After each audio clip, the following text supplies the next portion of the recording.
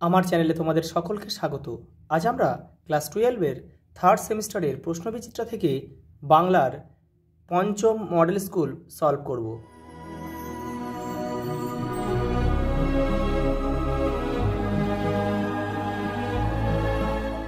দেখো 5 নম্বর স্কুল।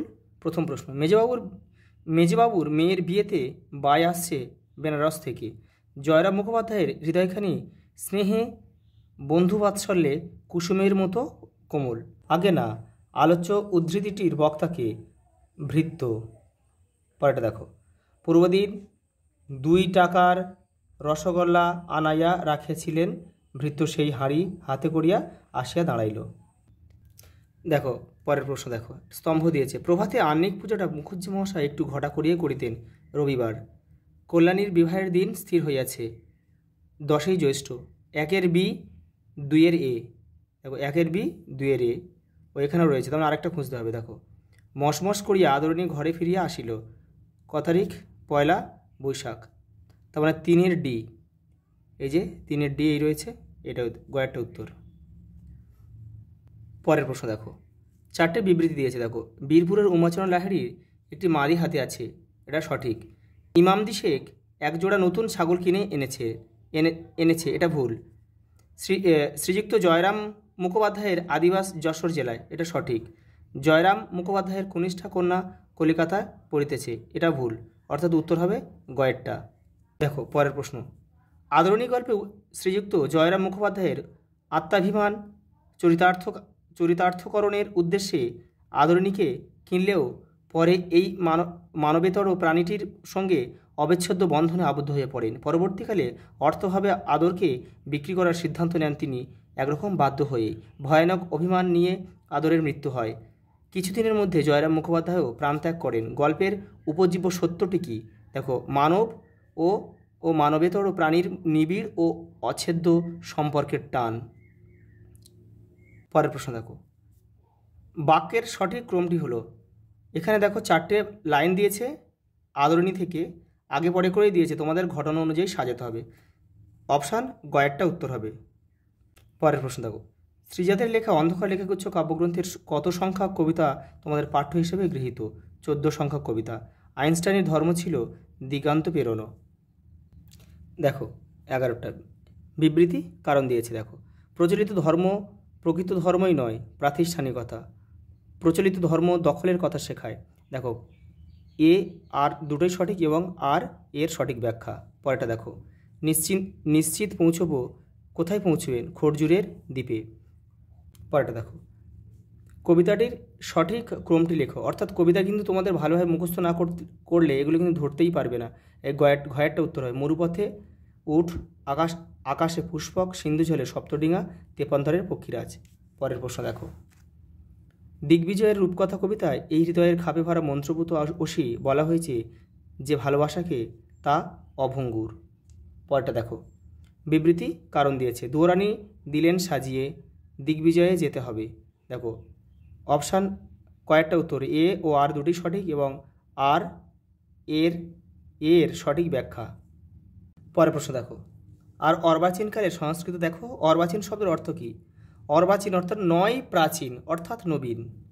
পরেরটা দেখো, স্বামী বিবেকানন্দ লিখেছিল হচ্ছে পরিব্রাজক গ্রন্থ লিখেছিল। সবর স্বামী হচ্ছে মীমাংসা ভাষ্য, পতঞ্জলির মহাভাষ্য, আচার্য শঙ্কর ভাষ্য, অর্থাৎ অপশান খ উত্তর।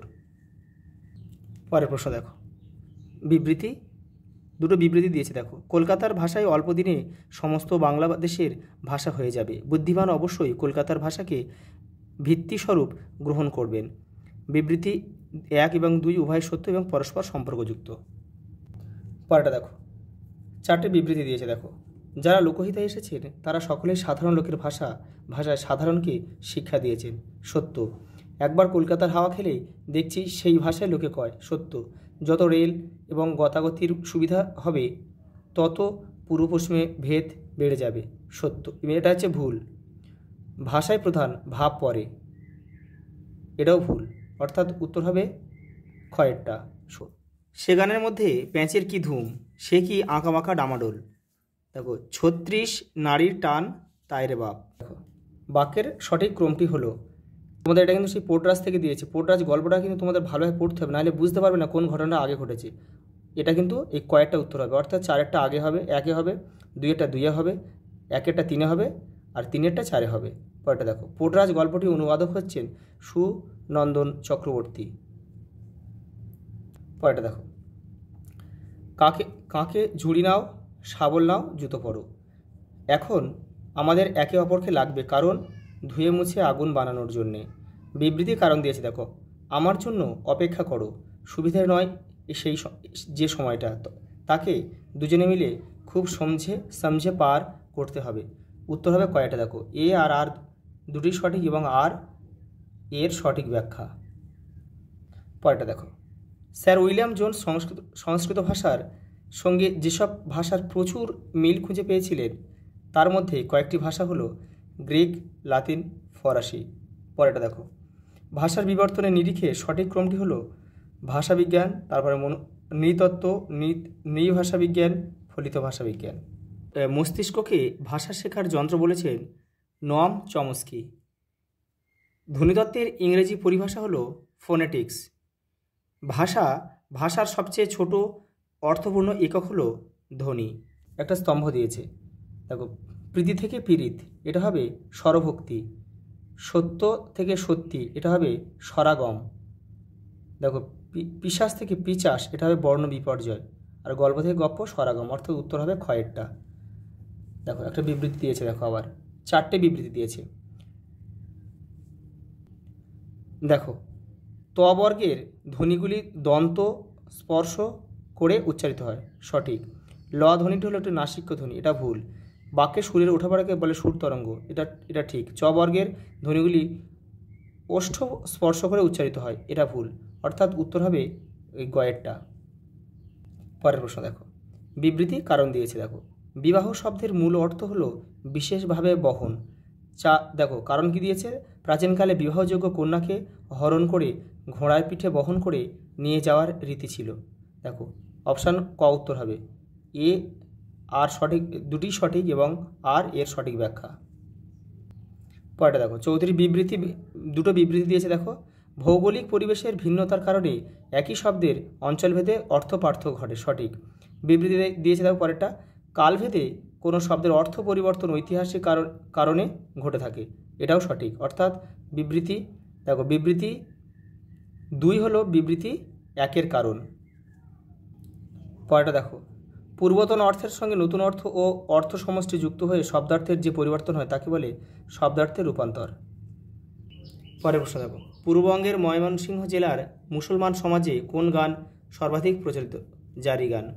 গণসঙ্গীতের ধারায় উল্লেখযোগ্য ব্যক্তিত্ব হলেন, এরা সকলেই হবে, অর্থাৎ উত্তর হবে ঘয়েরটা। প্রথম ভারতীয় বাঙালি সাধক হচ্ছে মিহির সেন। পরেরটা দেখো, রবীন্দ্রনাথ তার লেখায় একমাত্র বিজ্ঞান গ্রন্থ বিশ্ব পরিচয় উৎসর্গ করেছিলেন সত্যেন্দ্রনাথ বসুকে। লাস্ট প্রশ্ন দেখো, উত্তরবঙ্গের টেবিল টেনিস শহর বলে পরিচিত শিলিগুড়ি থেকে উঠে এসেছেন জাতীয় ও আন্তর্জাতিক স্তরে একাধিক তারকা। তাদের মধ্যে শিলিগুড়ির টেবিল টেনিসের দ্রোণাচার্য রূপে খ্যাত হলেন ভারতী ঘোষ। আজ এই পর্যন্ত, দেখা হবে পরের ভিডিওতে।